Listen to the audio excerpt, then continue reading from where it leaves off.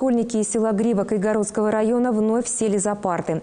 Напомним, 6 февраля школьное здание загорелось. Огонь уничтожил часть классов, но оставшихся оказалось достаточно, чтобы возобновить учебный процесс в короткие сроки. Из Кайгородского района Александр Ефремов. Для учителя русского языка и литературы Анны Чугаевой случившийся в ее школе неделю назад пожар уже в прошлом. Вспоминает лишь, что все отработали четко, оперативно провели эвакуацию, посчитали детей, отправили их по домам, после чего за дело взялись пожарные.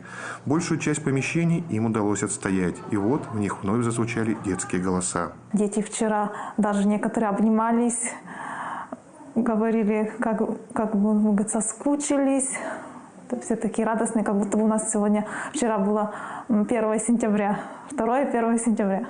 Быстро подготовить учебные классы к занятиям помогли родители учеников и другие сельчане. В прошлом сами выпускники школы.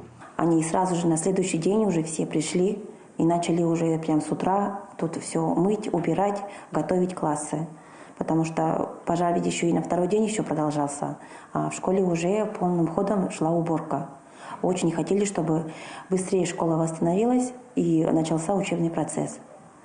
И администрация приезжала почти каждый день. Смотрели, спрашивали, что нам не хватает, чем нам могут помочь. Большая благодарность всем. Начавшийся из-за замыкания электропроводки пожар уничтожил часть классов, кабинет труда и пищеблок со всем оборудованием. Пока закупают новый жаровочный шкаф, плиту и другую кухонную утварь. Питание школьников организовали по соседству, в здании детского сада. Дети, да, ушли в садик здесь, в этом помещении, но их перевели в группу, там столы раскладывают, пока у них обед, потом обратно все убирают. А мы тут, школьники. Мест хватает, кушаем 2 смены, обед у нас и завтрак утром. Для возобновления обучения оставшихся классов и учебного оборудования оказалось достаточно.